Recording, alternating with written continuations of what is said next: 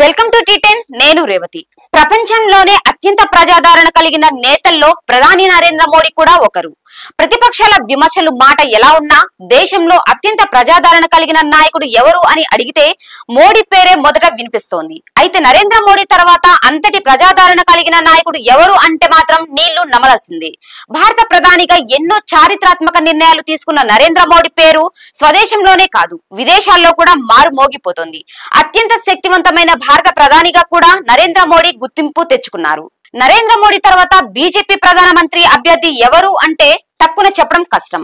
అమిత్ షా, యోగి ఆదిత్యనాథ్, నితిన్ గడ్కరీ తదితరుల పేర్లు తెర మీదకు వచ్చినా వారికి మోడీ స్థాయి ఆమోదం లభించడం కష్టమే అని చెప్పాలి. అయితే ఈ విషయంలో ప్రజల అభిప్రాయం తీసుకునేందుకు ఇండియా టుడే సంస్థ mood of the nation survey నిర్వహించింది.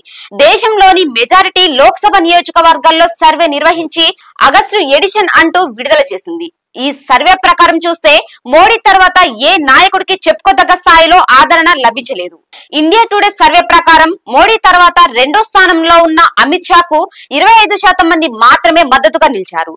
యూపీ ముఖ్యమంత్రి యోగి ఆదిత్యనాథ్ కు 19% ప్రజా మద్దతు లభించింది.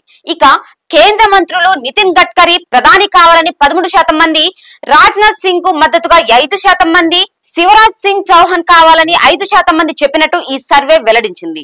75 ఏళ్ల వయసు వచ్చాక రాజకీయాల నుంచి రిటైర్డ్ అవ్వాలనే అనధికార నిబంధన బీజేపీలో కొనసాగుతుంది. మరికొన్ని రోజుల్లో ప్రధానమంత్రి నరేంద్ర మోడీకి సైతం 75 ఏళ్లు రాబోతున్నాయి.